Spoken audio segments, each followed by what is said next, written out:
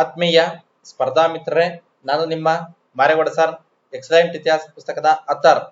ವಿದ್ಯಾರ್ಥಿಗಳೇ, ಇಂದಿನ ಈ ಒಂದು ತರಗತಿಯಲ್ಲಿ ಭೂಗೋಳಶಾಸ್ತ್ರದ ಪ್ರಶ್ನೆ ಮತ್ತು ಉತ್ತರಗಳೊಂದಿಗೆ ಬಂದಿನ ವಿದ್ಯಾರ್ಥಿಗಳೇ. ಈಗ ಈ ಪ್ರಥಮ ಪ್ರಶ್ನೆ ನೋಡಿ, ಭಾರತದ ಆಳವಾದ ಬಂದರು ಯಾವುದು?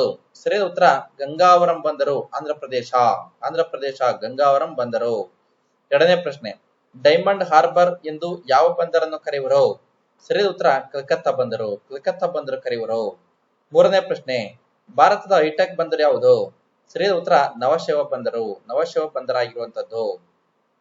ನೋಡಿ ವಿದ್ಯಾರ್ಥಿಗಳು, ಈ ಒಂದು ಎಕ್ಸಲೆಂಟ್ ಇತಿಹಾಸ ಪ್ರಾಚೀನ, ಮಧ್ಯಕಾಲೀನ, ಆಧುನಿಕ ಕರ್ನಾಟಕ ಇತಿಹಾಸ 4 ಭಾಗಗಳನ್ನು ವಿವರಣಾತ್ಮಕವಾಗಿ ಒಳಗೊಂಡಿರುವಂತಹ ಏಕೈಕ ಪುಸ್ತಕ. ಧಾರವಾಡ ಮತ್ತು ಬೆಂಗಳೂರಿನ ಎಲ್ಲ ಪ್ರಮುಖ ಪುಸ್ತಕ ಅಂಗಡಿಗಳಲ್ಲಿ ದೊರೆತೈತೆ ಮತ್ತು ಎಲ್ಲಾ ಒಂದು ಆನ್ಲೈನ್ ನಲ್ಲಿ ದೊರೆಯುತ್ತೆ ವಿದ್ಯಾರ್ಥಿಗಳೇ. ಕೊಂಡು ಅಧ್ಯಯನ ಮಾಡಿ ವಿದ್ಯಾರ್ಥಿಗಳೇ. 4ನೇ ಪ್ರಶ್ನೆ, ಉತ್ತರ ವಲಯದ ವಾಯು ಸಾರಿಗೆ ಕಚೇರಿಯಲ್ಲಿದೆ? ಸರಿಯಾದ ಉತ್ತರ ದೆಹಲಿಯಲ್ಲಿದೆ.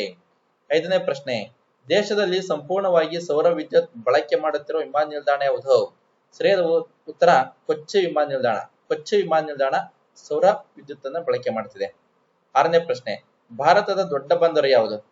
ಸರಿಯಾದ ಉತ್ತರ ಮುಂಬೈ ಬಂದರಾಗಿರುವಂತದ್ದು. 7ನೇ ಪ್ರಶ್ನೆ, ಕಲ್ಲಂಗಡಿ ಹಣ್ಣು ಬೆಳೆಯಲು ಯಾವ ಮಣ್ಣು ಸೂಕ್ತವಾಗಿದೆ? ಸರಿಯಾದ ಉತ್ತರ ಮರಳು ಮಣ್ಣು ಸೂಕ್ತ ಆಗಿದೆ. 8ನೇ ಪ್ರಶ್ನೆ, ಭಾರತದಲ್ಲಿ 50% ಜನರು ಕೃಷಿಯನ್ನು ಅವಲಂಬಿಸಿರುವ ಮಣ್ಣು ಯಾವುದು? ಸರಿಯಾದ ಉತ್ತರ ಕಪ್ಪು ಮಣ್ಣನ್ನು ಅವಲಂಬಿಸಿದ್ದಾರೆ. 9ನೇ ಪ್ರಶ್ನೆ, ತೆರಾಯಿ ಮಣ್ಣು ಕಂಡುಬರುವ ಪ್ರದೇಶ ಯಾವುದು? ಸರಿಯಾದ ಉತ್ತರ ಹಿಮಾಲಯದ ಪಾದಬೆಟ್ಟದಲ್ಲಿ ಈ ಒಂದು ತೆರಾಯಿ ಎಂಬ ಮಣ್ಣು ನಮಗೆ ಕಂಡು ಬರುತ್ತೆ. ನಂತರ 10ನೇ ಪ್ರಶ್ನೆ, ಕೆಂಪು ಮಣ್ಣು ಹೆಚ್ಚು ಕಂಡುಬರುವ ರಾಜ್ಯಗಳು ಯಾವುವು? ಸರಿಯಾದ ಉತ್ತರ ತಮಿಳುನಾಡು ಮತ್ತು ಆಂಧ್ರ ಪ್ರದೇಶ.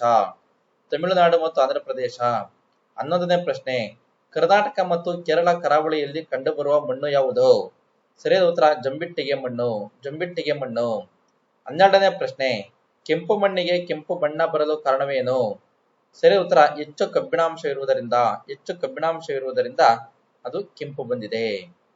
13ನೇ ಪ್ರಶ್ನೆ, ಗೋಡಂಬಿ ಮತ್ತು ಮೆಣಸು ಬೆಳೆಗೆ ಸೂಕ್ತವಾದಂತಹ ಮಣ್ಣು ಯಾವುದು? ಸರಿಯಾದ ಉತ್ತರ ಜಂಬಿಟ್ಟಿಗೆ ಮಣ್ಣು.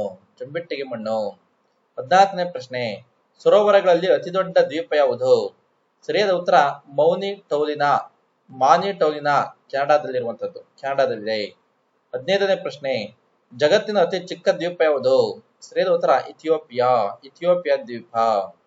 16ನೇ ಪ್ರಶ್ನೆ, ಭಾರತದ ಅತಿ ಎತ್ತರವಾದ ಪ್ರಸ್ಥಭೂಮಿ ಯಾವುದು? ಸರಿಯಾದ ಉತ್ತರ ಲಡಾಖ್. 17ನೇ ಪ್ರಶ್ನೆ, ಭಾರತದ ಮೇಲ್ಛಾವಣಿ ಎಂದು ಯಾವುದನ್ನು ಕರೆಯುವರು?